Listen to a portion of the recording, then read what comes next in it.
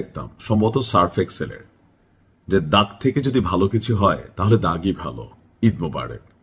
দেশে বিদেশে যে যেখান থেকে আমার এই নিউজটি দেখছেন প্রত্যেকের জন্য পবিত্র ঈদ উল ফিতরের শুভেচ্ছা এবং ভালোবাসা। আর এই সময়টাতে আপনাদের কিছু ভালো ভালো খবর দেওয়ার চেষ্টা করতেছি। একটা মেশিন, নাম হচ্ছে খুররাম শাহ। ভাব আছে না একটা, নামটা কি? খুররাম শাহ। অর্থ কি জানি না, তবে মনে দেখা হয়, নাম দেখা মনে হচ্ছে এটা কোনো ব্যক্তির নাম। তো দাগটা হচ্ছে, আমি গতকালকে বলছিলাম যে ইরানের সর্বোচ্চ নিরাপত্তা কর্মকর্তা ডাক্তার আলী লারিজানি, তিনি গত পরশুদিন শাহাদাত বরণ করেছেন। এবং কি ইরানের যেই কয়জন আইকনিক খেলোয়াড় ধরা হয় আজকের ইরানকে তৈরি করার জন্য, এর মধ্যে ডাক্তার আলী লারিজানি অন্যতম একজন ব্যক্তিত্ব। তো তাকে শাহাদাত করার পর ইরান বলছিল জবাব দেব, কথা রাখছে ইরান। জাস্ট এক খুররাম শাহ দিয়া তিনটা যুদ্ধ বিমান উড়াই দিছে। আমার মনে হয় এগুলো সিরিয়ালে আসতেছিল, একটা এরকম পাতাল্লা করে গেছে, একের পর এক খেলা খেলছে। এমনকি Khurram Shah plus Sejjil combo প্যাকেজে ইরান এখন লড়াইটা চালিয়ে যাচ্ছে। দর্শক, ডাক্তার আলী লারিজানির শাহাদাতের প্রতিশোধ নেওয়ার ঘোষণা দিয়েছিল ইরান, আর এজন্য এত পরিমাণ ব্যালিস্টিক ক্ষেপণাস্ত্র মারছে আর ফাঁকে ফাঁকে খুররাম শাহ ছাড়ছে।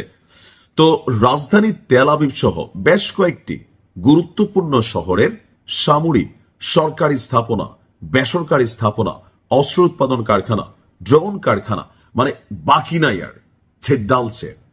তো এর মাঝখানে বলা হচ্ছে যে খুররাম শাহ 4 এবং কদর, এই দুইটা মেশিনারিজের পাশাপাশি এমাদ এবং খেইবার শেকাইন প্রজেক্টাইল, ভাই নাম দেখছেন নি এক একটার? হ্যাঁ, আমার কাছে শব্দগুলাই ভাল লাগে।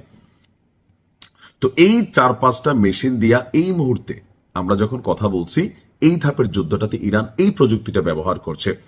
শক্তিশালী এই সকল ক্ষেপণাস্ত্রগুলো রীতিমতো তাণ্ডব চালাচ্ছে ইসরায়েলে, বিশেষ করে গরিয়ান আন্তর্জাতিক বিমানবন্দর, যেখানে ইসরায়েলের যুদ্ধ বিমান রাখা ছিল, সেখানেও আঘাত করেছে এই 4টার যে কোনো একটা। তবে এখানে সবচেয়ে বেশি অগ্রগামী হচ্ছে খুররাম শাহ। ইসরায়েলের বিমান কর্তৃপক্ষ বলছে তেল আবিবের কাছে বেন গুরিয়ান আন্তর্জাতিক বিমানবন্দরে ক্ষেপণাস্ত্রের আঘাতে 3টি বিমান, যুদ্ধ বিমান মারাত্মকভাবে জয় বাংলা হয়ে গেছে।